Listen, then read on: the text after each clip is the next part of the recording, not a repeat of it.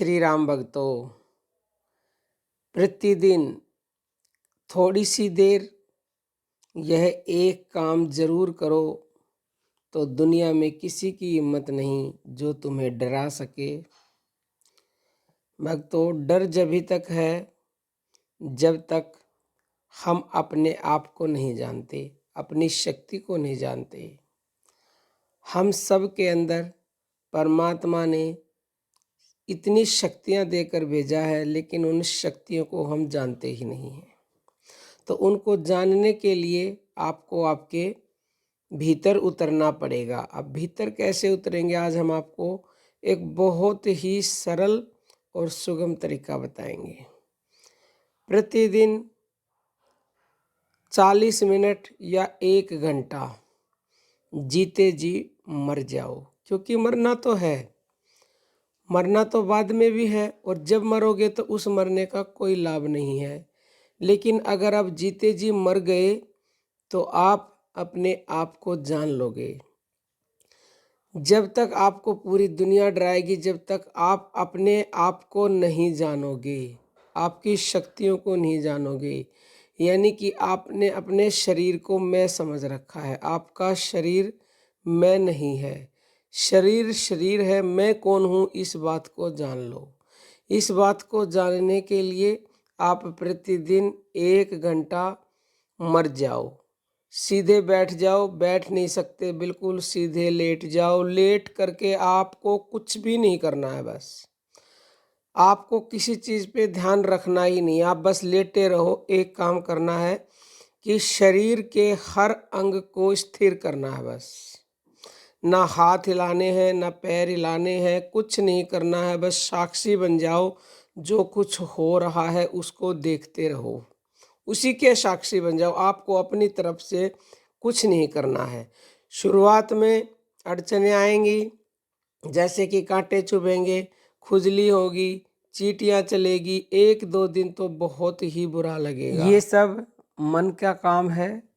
मन कहेगा मुझे कहाँ ले जा रहे हो, वो आपको रोकेगा, वो आपको खुजली करेगा, चींटियां चलाएगा, दर्द करेगा, मन को भटकाएगा, क्योंकि उसका काम है भटकाना। लेकिन आपको भटकना नहीं है, आपको निरंतर बैठे रहना है या लेटे रहना है, बस साक्षी बने रहो।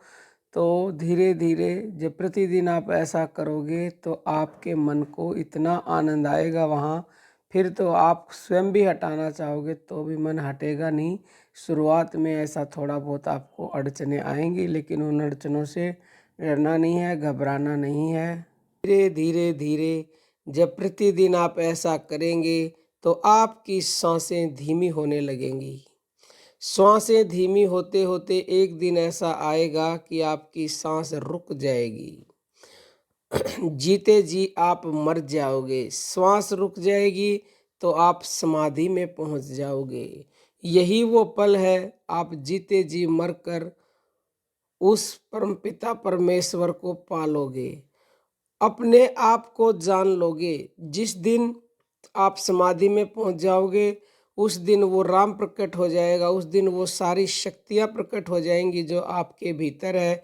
उस दिन आप परमानंद की स्थिति को प्राप्त कर लोगे, और ऐसी स्थिति आने के बाद आप ये जान जाओगे कि जो ये मुझे दुख होता है, मुझे कोई डराता है या मैं डरता हूँ स्वयं, तो वो बाहरी शरीर का काम है। आप अंदर से कुछ और हैं, तो आपको फिर किसी भी चीज़ का दुख डर दर्द नहीं हो सकता।